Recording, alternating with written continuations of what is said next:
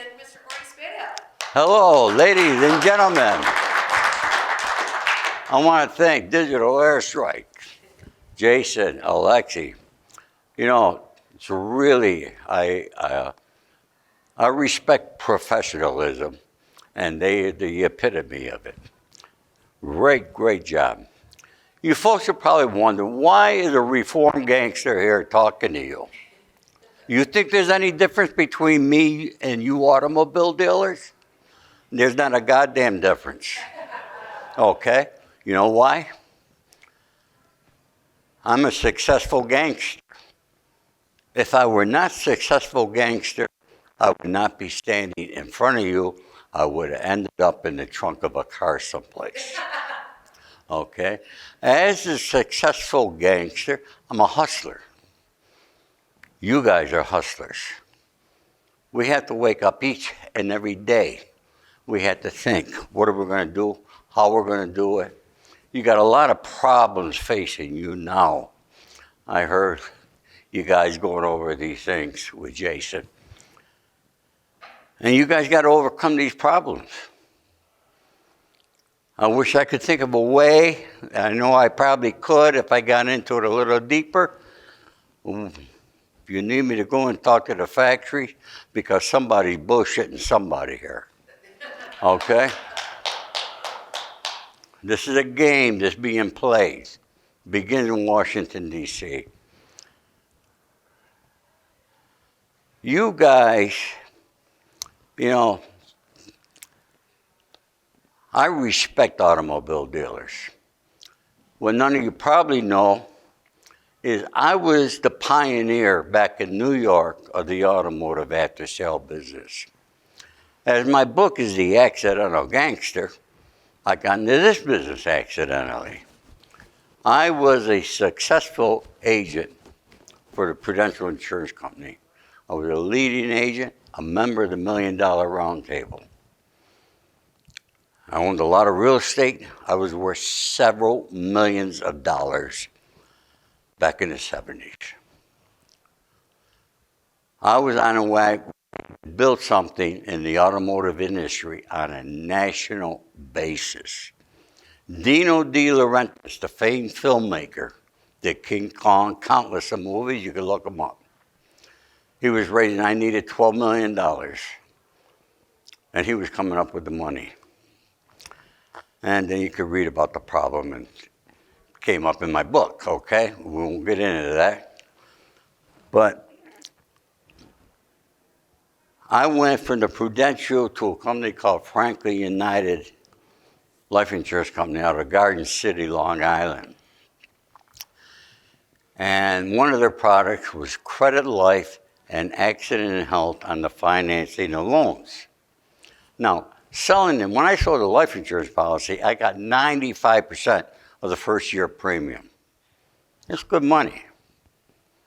And the credit life and accident and health, I was only getting 5%. George Grogan, I only had Oneida and Onondaga counties. And I went out to automobile dealers not knowing what the hell I'm doing.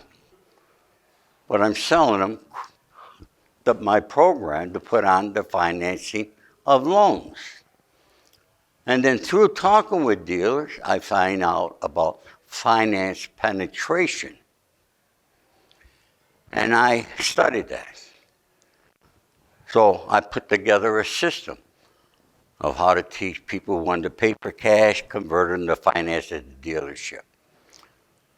People wanted to go get their financing and so forth. You guys know that game, okay? I created that. I couldn't expand beyond Oneida and Onondaga County. I went to George Grogan. I said, you got to give me more territory. He couldn't do it because he had other agents. He said, but Ori, he said, I know you're going to have to leave me. I hate to lose you, but find another company that you could represent. And I found a company out of Michigan, People's Home Federal out of Battle Creek, Michigan, that gave me the entire state of New York for credit, life, and accident health. I ended up, when I was doing business in those days, Pat Ryan and Associates They stopped doing business in New York because they could not compete against me. I built that business. We had polyglycol. You all heard of polyglycol? Anybody remember it? No need to ever shine your car again for 3 years, guaranteed for 3 years. We were on national TV. It was a forced sale to automobile dealers. Warranties, car alarms, everything. I did it all. I packaged it. I had a school in Rome, New York, where I used to bring salesmen in, make them business managers, finance managers, trained them. I mean, when I walked into a dealership, if I saw a salesman leaning against a car, I had the ability to fire him. Okay? We taught salesmen how to sell.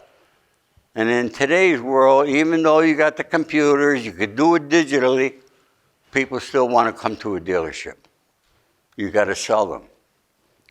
So it still hasn't changed in that aspect. Am I correct or am I wrong? All right? I can remember during a recession one time, and my agent had some appointments lined up in Buffalo, New York. And it was a Toyota dealership. And we go in, and I'm trying to teach these salesmen, and I could look at their faces. They're not listening to me. Like that gentleman ain't listening to me. Okay?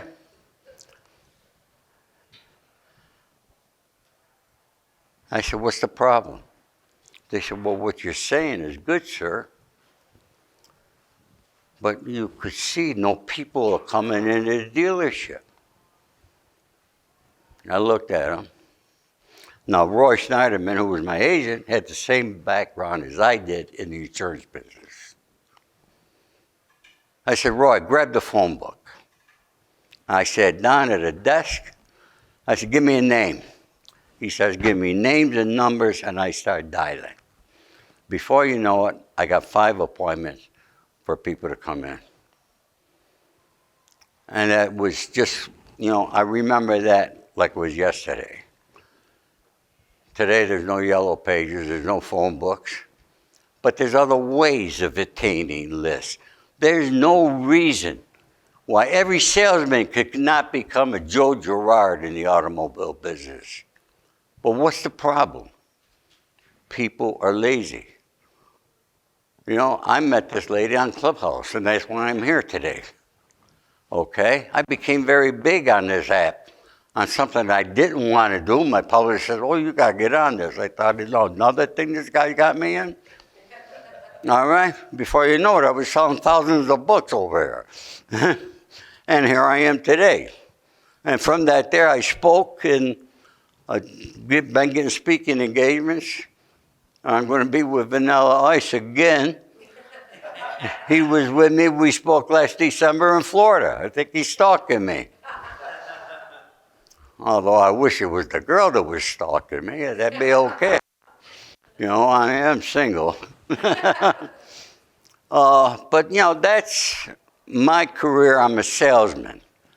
No matter what you do, I'm a salesman at heart. And people don't understand automobile dealers. You guys just don't sell cars. You got a service department. You got the auto body department. You got several different departments. There's several different businesses under one roof that you guys got to do. And now our government is giving you this problem that there's no cars. There's no chips coming in. Why aren't we making the chips in this country? Why? Why are we importing them? Who's being paid off? I don't know if I understand the United States government, probably better than most. I understand the FBI, the DEA, the Secret Service, but I really got involved in Congress and the Senate. It's not what it was years ago. We live in different times. And we here are left standing on our own feet. And as all strong men that we are, and ladies, we got to get up and we got to do something to fight this. I'll make myself available if any of you want you. Let's figure this out, but something, we got to get cars in people's driveways. This is not right.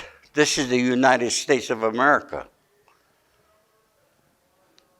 This was not going to be my talk today. I had another talk all made out in my head, but after listening to Jason, you guys got some problems. And how could it be fixed? Yeah, what they do is great if you can get the people. If you can get people to the dealership, if you could get people cars, you're back in business. You have a problem throughout the world over here. I mean, this is not right. And now, why is this happening? Now they want everybody to have electric vehicles.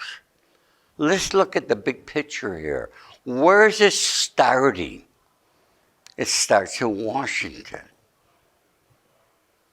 If anybody here thinks that your congressman or your senator is going and taking that job for the $170,000 a year, then I got some swampland in Florida I want to sell you.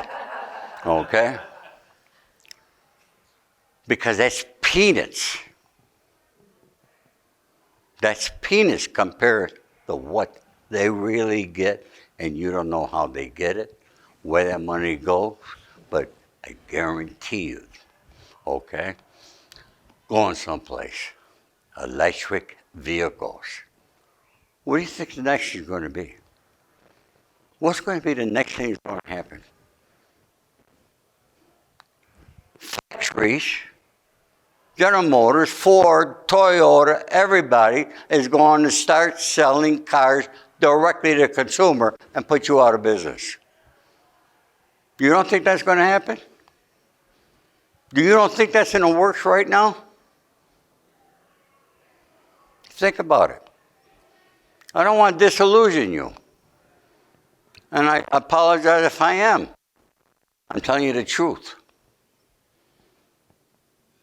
So we and you guys, 1,000 people here today, automobile dealers. I wish they put me on the floor at the convention center, because this is what you guys should be discussing and forming something to combat, to save your businesses.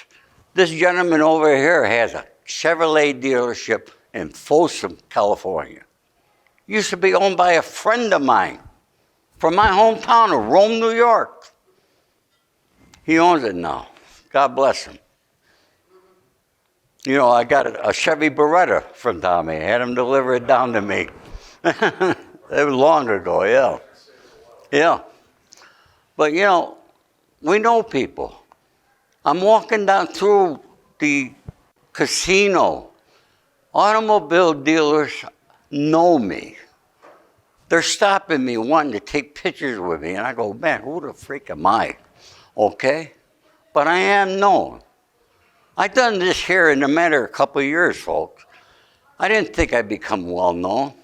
I wrote my book with the intention, if I could help one young man stay out of a life of crime, that my book was well worth it.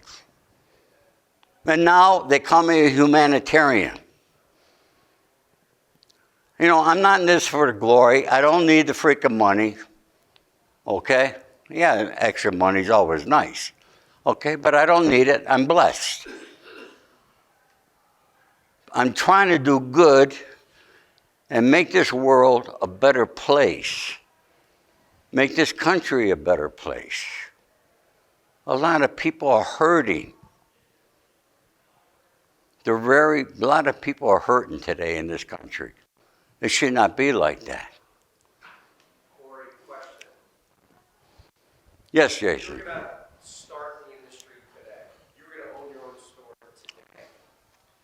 What would be the first thing The first thing I would do, First thing you would do, day one on the job.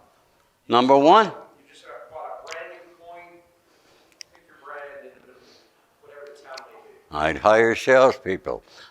All right? I put an ad in the paper for salespeople. That ad would never come out of the paper. It would remain there permanently. I would make sure that each and every week I'm training people. Because I know if I hire 10 people and I put 10 people through a training program, by the end of the week I might have 2 of them left. And then I know that the first week in the field, I might have 1 left. I've done that with several businesses. I did the Better Business Bureau Yellow Pages of Los Angeles. I was doing all sorts. I created the Asian Yellow Pages of San Francisco. I've done a lot of businesses, all in the sales business. And I think the piece of that which is interesting is, at the end of the day, you put technology in place. well, I had to hire you guys for the technology because I'm a moron when it comes to that. I think you bring up a great point of technology, and you have automation and robots and whatnot. It comes down to process. It comes down to process and process and process, and you need people to support that. Which, listen, whether it's today or days past, it's still a consistent message. Yeah. You know, I mean, I'm getting familiar with digital airstrike, and I met Jake. It was fortunate. I went downstairs after paying $26 for a cup of coffee in my room. Went downstairs, and Jason was there, and we had coffee and oatmeal, and we were talking. It was really a great conversation. It was an honor to meet him. And we were talking about these things. I got off track here for a moment. But anyway, let's open this up. You know, yeah, I'm a reformed gangster. I take full responsibility for everything I've done in my life. The good, the bad, and the ugly. And I've done some ugly, okay? But I have no regrets of anything. Because a regret is a negativity to me. Don't think about it. You got to stay positive. Keep your mindset in a positive. You got to do that to keep your employees, your salespeople, positive every day, every moment. It's not easy, folks. Because as businessmen, as employers, you got to work 24 hours a day. You're here because you all made sacrifices, okay? You couldn't get home for dinner with your wife and your kids. You had to be out of town, okay? You had to miss a lot of things. But that's the sacrifice that only very few people make. And that's why only about 15% of the people become successful, and 85% of the people are still hoping, wishing, and praying for something to happen. That's what separates all of us here, is we don't stop. We're hustlers. We're all gangsters here, folks. Okay? And until you're on the streets, you got to wake up every day. Who am I going to scam? Who am I going to extort? What con am I putting together? It's the same thing. You guys just got to figure out how you're going to sell cars and how you're going to get them.